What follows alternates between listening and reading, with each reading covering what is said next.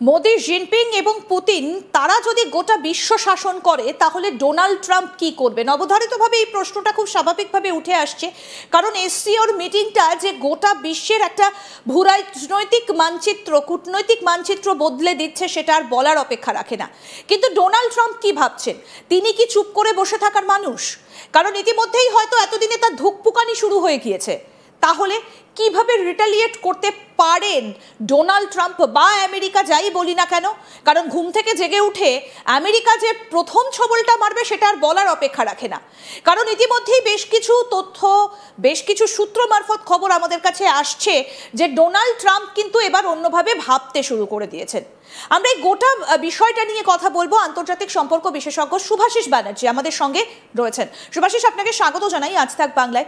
আমরা গতকাল দীর্ঘক্ষণ আলোচনা করেছি যে কিভাবে গোটা বিশ্বের কূটনৈতিক মানচিত্র বা ব্যবসায়িক মানচিত্র বা অভিমুখ বদলে গিয়েছে। এখন শুধুমাত্র এই এসসিও মিটিংটার দিকে যখন নজর রয়েছে তা নয়, ব্রিক্সও কিন্তু এই মুহূর্তে দাঁড়িয়ে একটা বড় নজরের কেন্দ্রে, কারণ এই তিন দেশ তারা এবার গোটা বিশ্বের কন্ট্রোল নিচ্ছে। কিন্তু প্রশ্নটা হচ্ছে ডোনাল্ড ট্রাম্প কি করবেন? তার রিটালিয়েশন নিয়েও কি একটা দুশ্চিন্তার কারণ থেকে যাচ্ছে ভারতের?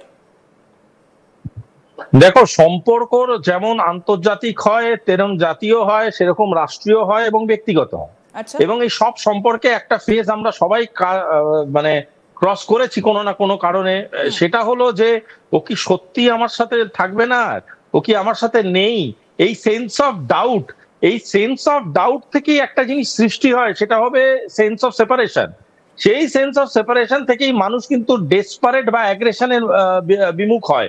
এবং এই অ্যাগ্রেশন থেকে যখন সে সরে আসছে তখন সে বারংবার বোঝাবার চেষ্টা করে যে না, I am very close to that person, ও আমার ভীষণ ভালো বন্ধু, ও আমার ভীষণ কাছের লোক। আবার তারই একটা সেকশন আমার বোঝাবার চেষ্টা করে যে না, এটা যেটা উনি করছেন উনি ভুল করছেন, ওর সাথে থাকাটাই একমাত্র ঠিক কাজ, যেটা আমাদের করা উচিত ছিল।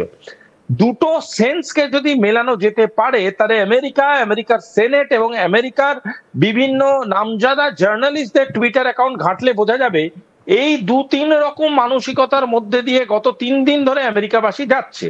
কারণ আমেরিকাবাসী এতদিন ধরে যেটা ভেবেছিল যে ডোনাল্ড ট্রাম্প বিশেষ করে যে ন্যারেটিভটা তৈরি করেছিল যে আমার কথার এগেনস্টে গিয়ে ভারতবর্ষ বিশেষ করে সাহস নেই রাশিয়া এবং চায়নার সাথে তাদের মেলবন্ধন করে এগোক।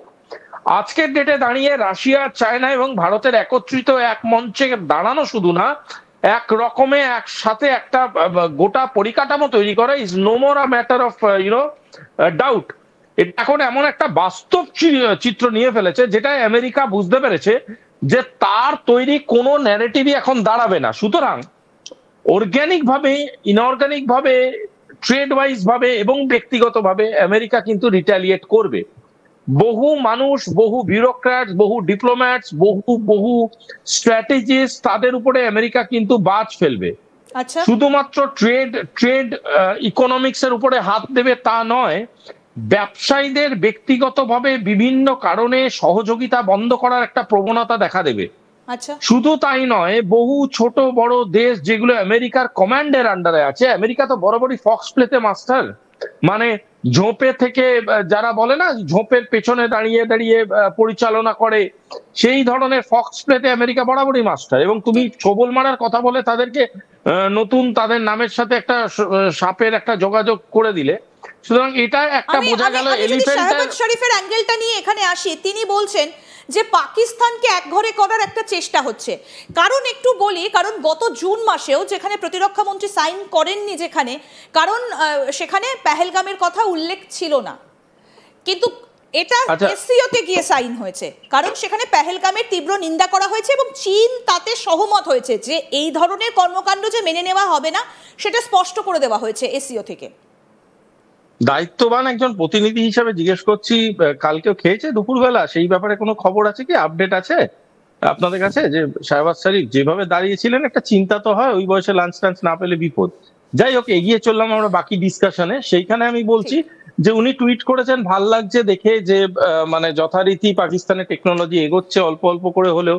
টুইটার গুলো কাজ করছে, ইন্টারনেট ডাউন নেই, এটা যথেষ্ট একটা পজিটিভ ডিরেকশন পাকিস্তানের প্রতি। দ্বিতীয় কথা হচ্ছে, উনাকে প্রেস কনফারেন্সে অত কথা বলার কিছু নেই। ওখানে উনি যখন গেছেন, উনি প্রচুর নিশ্চয়ই রাষ্ট্র নেতাদের সাথে দেখা করেছেন। এখন উনি একটা এক্সেল শিট বানান, কার কার থেকে কত কত টাকা ধার নেওয়া যাবে এবং সেই ধারগুলো কত তাড়াতাড়ি উনি পেতে পারেন। উনাকে ভাবতে হবে না বাংলাদেশ কে নিয়ে ভারত কি ভাবছে, না আমেরিকাকে নিয়ে ভারত কি ভাবছে, এবং উনাকে নিয়ে ভারত কি ভাবছে। কারণ ভারত যদি কিছু ভাবে, সেই ভাবের পরিচয় উনি পেয়ে যাবেন বাড়িতে বসে বসেই। তার জন্য উনাকে কোনো স্টেটমেন্ট করার প্রয়োজন পড়বে না। শুনুন, ভারতবর্ষ এত বড় একটা ইকোনমি, ভারতবর্ষ ছেড়ে দাও, কোনো রাজ্য ছেড়ে দাও, আমাদের শুধু বর্ধমান জেলা is more than enough in GDP two counter Pakistan. সুতরাং এর জন্য আমাদেরকে বিরাট কিছু ভাবনা চিন্তা করার প্রয়োজনীয়তা নেই। দ্বিতীয় কথা হচ্ছে, যদি ভারতবর্ষ, রাশিয়া এবং চায়না তিনজন মিলে অ্যাকুমুলেটিভ কোনো চিন্তাধারা বা চিন্তা ভাবনা নিয়ে যায়, সেটা নিয়ে আমেরিকানসরা কমেন্ট করুক, সেটা নিয়ে আমেরিকানদের সাথে আমাদের ভার্বাল কন্টেস্ট চলবে, এইগুলো মানা যেতে পারে। শেহবাজ শরীফ পাকিস্তান কি বললো, let's not talk into a serious podium about this. মানে একটা সিরিয়াস আলোচনার মধ্যে পাকিস্তানকে এত গুরুত্ব দেওয়ার কিছু নেই। কারণ end of the day Pakistan হচ্ছে খাবার শেষে ওই টুথপিকটা যেটা আমেরিকা ব্যবহার করে বিভিন্ন রকম নোংরা পরিষ্কার করার জন্য, এবং ওই টুথপিকের মতনই তাদেরকে চিবিয়ে যে কোনো সময় ছিঁড়ে ফেলে দিতেও পারে। পয়েন্টটা হচ্ছে, আমরা আজকে গোটা ডিনার টেবিলে বসে কোনটা নিয়ে আলোচনা করব, কি খাবার দাবার খেলাম নাকি একটা টুথপিক নিয়ে, সেটা আমাদেরকে ডিসাইড করতে হবে। দ্বিতীয় কথাটা একটা বলে দেওয়া ভালো, আমেরিকা নিজস্ব কোন রকম সাহস নেই যে এই ফক্স প্লে থেকে বেরিয়ে এসে ডাইরেক্ট কনফ্লিক্টে যাবে with India, Russia and China. তার কারণটা হচ্ছে, এদের সবার উপরে কোনো না কোনো রকম ডিপেন্ডেন্সি আমেরিকার আছে। তাই আমেরিকা কি করবে, আমেরিকা এগিয়ে দেবে তার প্রিয় ঘুঁটিগুলোকে, যেগুলো হচ্ছে পাকিস্তান, বাংলাদেশ।